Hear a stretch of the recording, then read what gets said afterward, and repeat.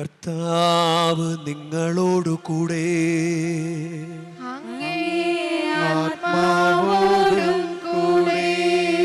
ലൂക്കായുടെ വിശുദ്ധ സുവിശേഷത്തിൽ നിന്നുള്ള വായന.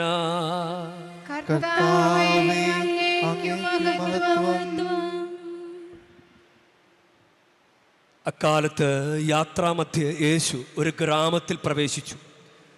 മർത്ത എന്നു പേരുള്ള ഒരുവൾ അവനെ സ്വഭവനത്തിൽ സ്വീകരിച്ചു. അവൾക്ക് മറിയം എന്നു പേരുള്ള ഒരു സഹോദരി ഉണ്ടായിരുന്നു. അവൾ കർത്താവിൻ്റെ വചനങ്ങൾ കേട്ടുകൊണ്ട് അവൻ്റെ പാദത്തിങ്കലിരുന്നു. മർത്തയാകട്ടെ പലവിധ ശുശ്രൂഷകളിൽ മുഴുകി വ്യഗ്രചിത്തയായിരുന്നു. അവൾ അവൻ്റെ അടുത്ത് എന്ന് പറഞ്ഞു, കർത്താവേ, ശുശ്രൂഷക്കായി എൻ്റെ സഹോദരി എന്നെ തനിയെ വിട്ടിരിക്കുന്നത് നീ ശ്രദ്ധിക്കുന്നില്ലേ? എന്നെ സഹായിക്കാൻ അവളോട് പറയുക. കർത്താവ് അവളോട് പറഞ്ഞു, മർത്ത മർത്ത, നീ പലതിനെക്കുറിച്ചും ഉത്കണ്ഠാകുലയും അസ്വസ്ഥയുമായിരിക്കുന്നു. ഒന്ന് മാത്രമേ ആവശ്യമുള്ളൂ.